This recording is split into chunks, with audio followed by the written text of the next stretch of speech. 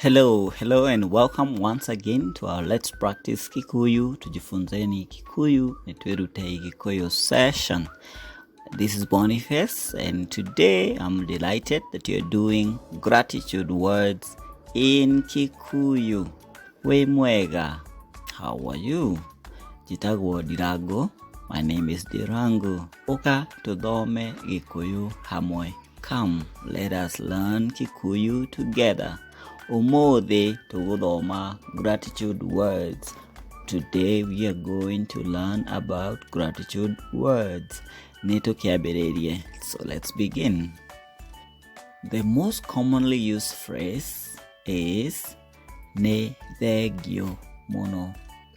Nĩ thengio mũno, which means thank you so much. Let's see that broken down. Nĩ is it's. Ne. Thengiũ is thanks.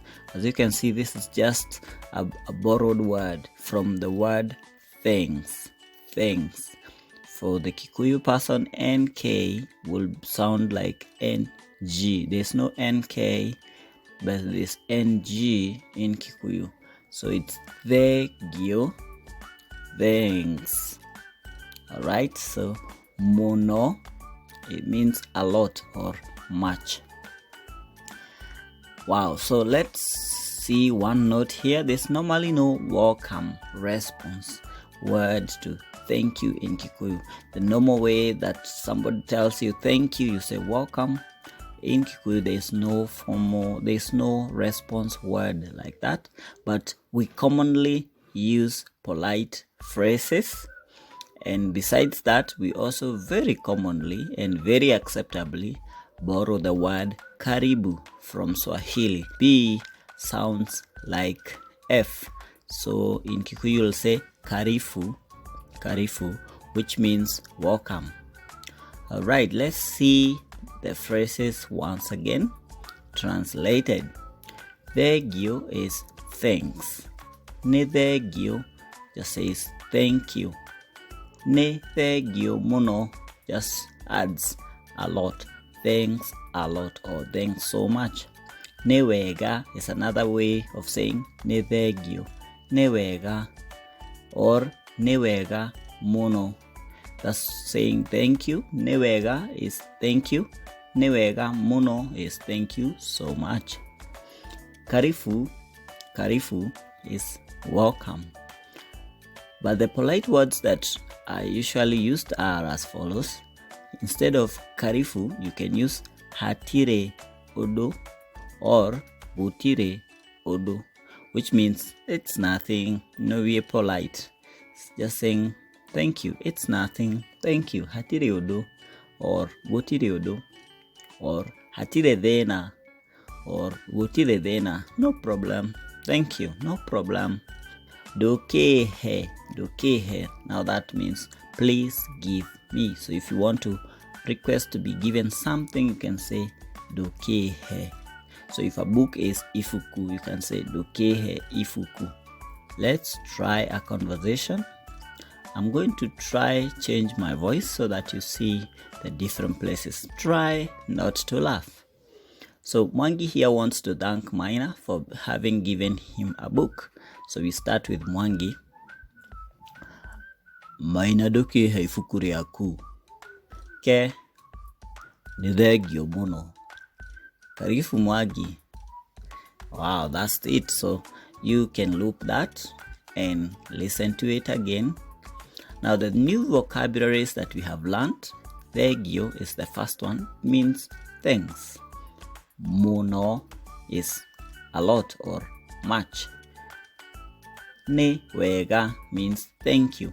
Note if you use wega separately, if you just use wega, if you mention the word wega, wega means goodness. But once used together, nĩ wega as two separate words but used together, they mean thank you. Karibu is welcome. Ũndũ, something that is just an issue. He means give. For example, Ndũkĩhe means please give me. We use the first syllable here, do, to just indicate politeness, like please. So ndũkĩhe means please give me. If you use only kĩhe and miss to use do, looks like kĩhe, it's like a command. Kĩmũhe, it's like a command. Kĩmahe, it's like a command. So you don't try to request for something using a command. So you use ndũkĩhe to show politeness, or ndũkĩmũhe, show politeness, or ndũkĩmahe, show politeness. Now ndũkĩhe means please give me. Ndũkĩmũhe means please give him or her. Ndũkĩmahe means please give them. Okay. Ke means take. Ke means take. Or njĩta means take, or take this, hold this. Njĩta also means hold, but njĩta also means take. Ifuku, book. It's a borrowed word also. If you can look closely here, you will see B and K. It's the same. It's a borrowed word from English language. Book is ifuku. Actually, there are some people who write buku. You just put an M instead of an I here. So buku to mean book, but ifuku is the more accurate word. Reak, I've cut theirs to indicate that you can use a different suffix here to mean different things. For example, we want to mean something belonging to who. Now the last suffix will show who that thing belongs to. For example, rea kwa means mine. Rea ku means yours. Rea ke means his or hers. And that's all for the vocabularies. Now, if you would like to learn how to read any Kikuyu text, just follow the first link in the description below. There is a very nice course over there which I have prepared for you. And please also remember to subscribe and to give a like and to leave a comment.